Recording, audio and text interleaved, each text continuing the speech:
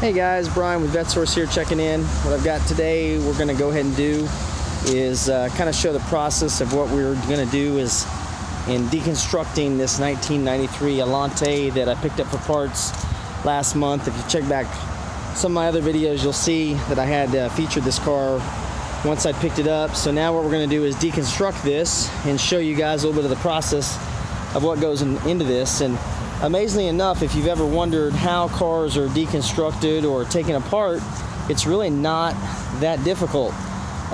Most 80s and 90s domestic cars and even some of the foreign cars can be torn down with a basic assortment of hand tools and other things that can get you down to really the lowest common denominator, the unibody, and then have it prepared so you can haul it off to the scrapyard. So what I'm going to do today is, you see I've just got a basic hand tool box. I do use power tools most of the time, but I'm showing you guys that you can literally take these things apart without much effort and even a whole bunch of complicated tools. There's a drill with a screw nut driver on it, and of course we've got our Sawzall, our $20 special Harbor Freight that pretty much works just as good as the others. You just got to keep up with it.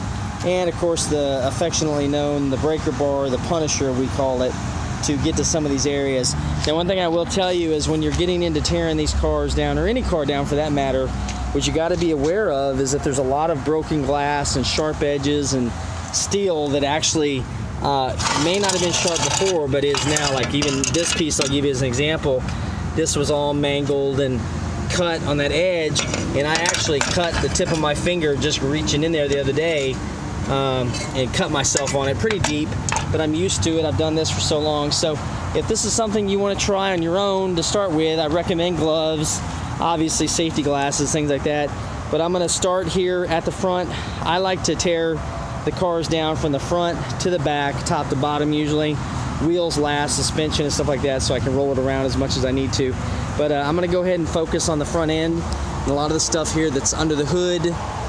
And I will detail and get all this out of the way, and then I'll check back with you in a minute when I've got all this stuff off. Stay tuned, I'll be right back. Alright guys, we are back about 3 hours later, and as you can see I've managed to strip the front end off of this Allante and go ahead and get the radiator and all the broken and smashed stuff out of the way. We had to actually make a cut right here on either side. It was just easier to get that damaged radiator support, since we're processing this car for total, destruction, not putting it back together, so it really wasn't a big deal. Got some of the things out of the engine compartment here. We also managed to go ahead and get the fenders off. Doors are ready to go. Rear tail lights are out. Parts stacked in the trunk just so we can get things going. And once we finally dispose of this in a few days, we'll have everything there just to add to it. So as you can see, this is our final front clip removal.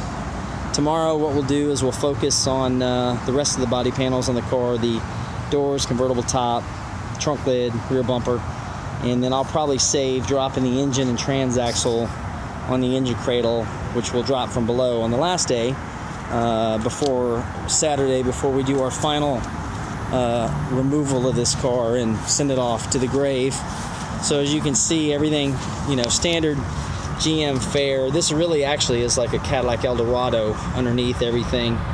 It's just a shortened Eldorado unibody chassis, but it's a fairly, again, I keep coming back to, it's a well-built automobile. A lot of tight seams. There's nothing, they use glue in a lot of spots where things come together just to make it tighter and a better fit and less road noise. But that's the kind of thing you get out of the luxury cars from the U.S. manufacturers and even the foreign manufacturers at this point. You can see the taillight housing's gone. This is basically just the way the housings go through the rear deck of the car. And inside we've got, of course, all the broken parts that I've pulled out. These being scrap pieces, aluminum, stuff like that. They'll be set aside for more dollars out of it. But this is basically day one of our dismantling. And check back in tomorrow. I'll have some more dismantling to show on this.